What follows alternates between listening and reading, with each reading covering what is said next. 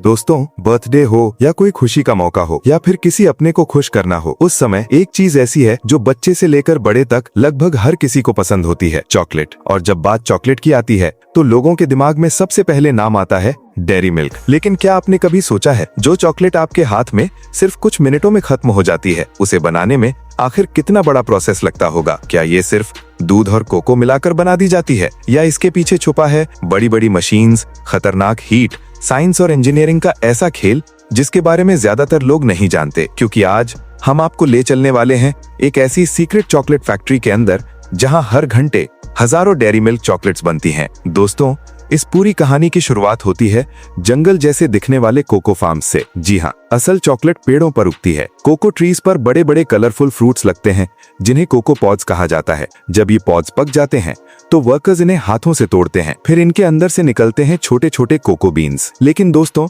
अगर आप इन्हें अभी खा लो तो चॉकलेट जैसा टेस्ट बिल्कुल नहीं आएगा, क्योंकि असली मैजिक अभी बाकी है। सबसे पहले इन बीन्स को कई दिनों तक फर्मेंट किया जाता है। इस दौरान उनके अंदर केमिकल चेंजेस होने लगते हैं और धीरे धीरे चॉकलेट जैसी स्मेल डेवलप होने लगती है। इसके बाद इन बीन्स को तेज हीट में रोस्ट किया जाता है। पूरी फैक्ट्री में चॉकलेट जैसी खुशबू फैल जाती है। अब रोस्टेड बीन्स की आउटर लेयर हटाई जाती है और अंदर बचते हैं कोको निब्स। फिर इन निब्स को पावरफुल ग्राइंडिंग मशीन्स में डाला जाता है और धीरे धीरे ये बदल जाते हैं एक थिक डार्क लिक्विड में, जिसे कहते हैं कोको लिकर। लेकिन दोस्तों, अभी ये टेस्टी डेयरी मिल्क नहीं बनी। अब इसमें मिलाया जाता है मिल्क पाउडर, शुगर और कोको बटर। फिर शुरू होता है मिक्सिंग प्रोसेस। बड़े बड़े स्टेनलेस स्टील टैंक्स के अंदर ये सारी चीजें लगातार मिक्स होती रहती हैं। लेकिन यहाँ एक शॉकिंग फैक्ट, अगर टेम्परेचर थोड़ा भी ऊपर नीचे हो जाए तो पूरी चॉकलेट का टेक्सचर खराब हो सकता है। इसीलिए फैक्ट्री में हर सेकेंड टेम्परेचर मॉनिटर किया जाता है। अब आता है कॉन्चिंग प्रोसेस। ये प्रोसेस कई घंटों तक चलता है। मशीन्स लगातार चॉकलेट को मिक्स और स्मूथ करती रहती हैं। यही प्रोसेस डिसाइड करता है